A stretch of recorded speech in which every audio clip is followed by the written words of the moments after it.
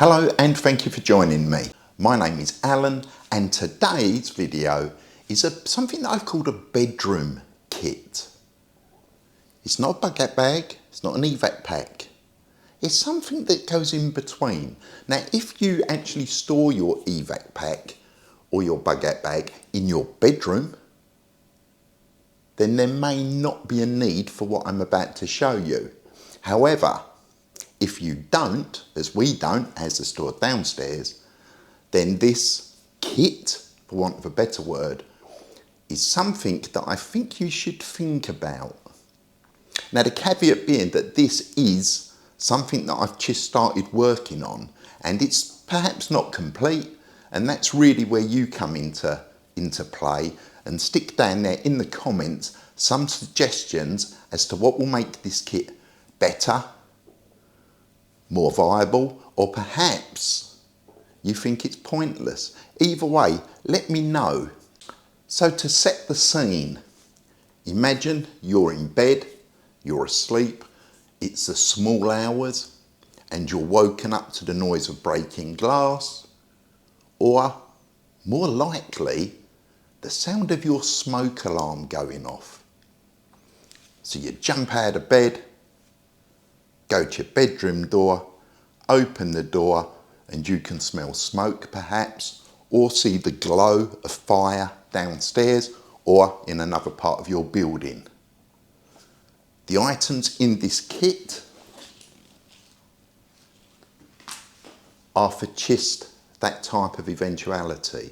So let's crack on, look at the contents, and then I can explain to you my mind, if you like, my mindset as to why I think something like this should be in a small bag or a box in your bedroom, under the bed, wherever, but readily at hand for just such a circumstance. Let's crack on. Side pocket, 1 litre of water. Not so much potentially for drinking, but I'm thinking for first aid. If we're going along the scenario of a house fire and you're trapped in your bedroom, you've got some water to either cool down burns or to irrigate eyes if there's a lot of smoke, that sort of thing, or to pour the water actually onto a blanket or a dressing gown, something like that, that you've then laid at the bottom of your bedroom door to reduce the amount of smoke, the toxic fumes that could enter and obviously cause you harm. So that's why I've just gone for 1 litre of water. Then in this flap pocket here, all there is are spare keys. So there's spare keys to the property and a spare car key. So the reason that there are spare keys in here is that at the end of the day, our cars are parked on the driveway, and if we got neighbours' attention, it might be possible to throw the car keys down to them and to actually get them to move the cars off the driveway. One, that should potentially save the cars being damaged, and also give a little bit more room for the daffodils, the fire service, when they turn up, to be able to deal with the incident. So that's all there was in that pouch. I have a few of these. They're the Trillium, is it? Trillium? Glow in the dark for 20 years or whatever. I've got a couple, so I just put one on here. It might aid seeing it in low light conditions, but to be fair, it's probably not that important. In the very top pocket, there is a pair of protective glasses. I'm a full-time glasses wearer, so to be honest, these are of no use to me. But if you've got to break a window to get out, it will protect your eyes against shards of glass, that sort of thing. What you might consider putting in there are swimming goggles, if you're not a glasses wearer, because they're tight fitting to your head, and that will reduce or prevent smoke getting in your eyes. But again, it's just another option. I'm sort of playing with this kit, and I really am looking for your input as to whether or not you think the idea is worth it or if it's at all feasible. Then moving to this end pocket,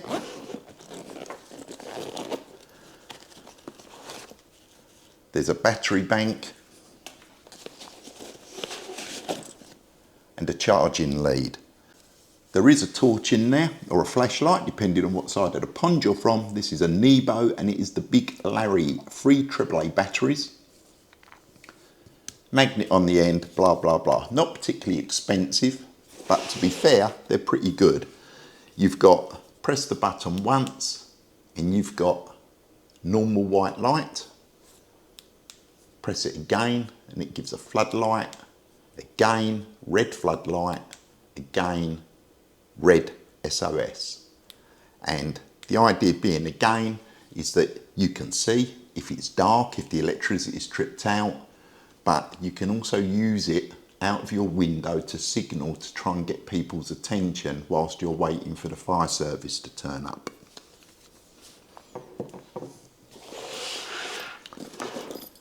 Attached to one of the zips, I've just put a night eyes beaner on there, and there is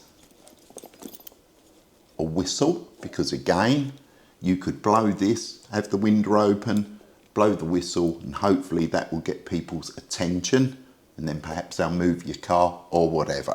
But it's just as a means of signalling to get attention. Especially if perhaps you're in some flats, it may not be obvious where the fire is. So if you're hanging out the window blowing that whistle, then you're going to sort of pinpoint the area. That's just my, the way my brain's been thinking.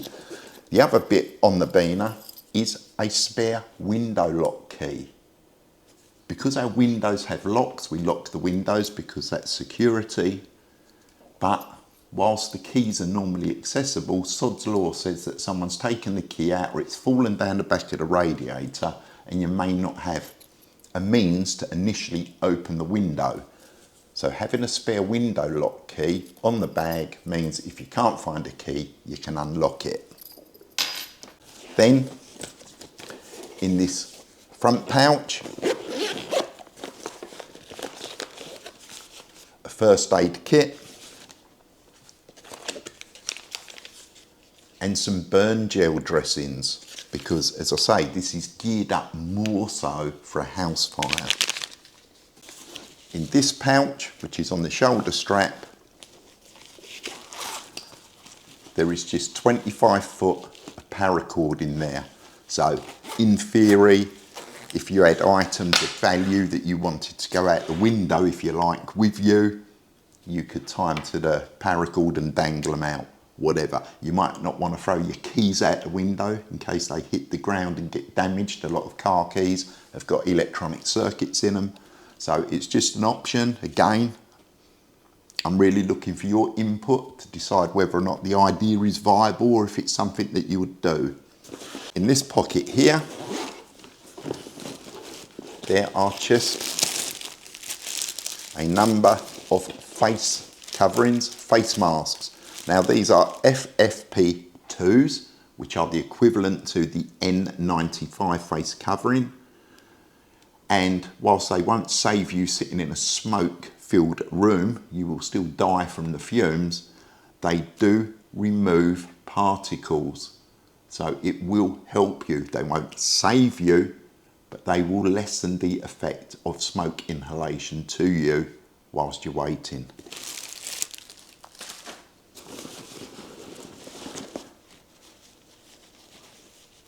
There is also a pair of gloves in here. These ones, for instance, they're not Kevlar lined. They are lined with fiberglass. They are cut resistant. So if you're dealing with shards of glass, they will offer you some protection.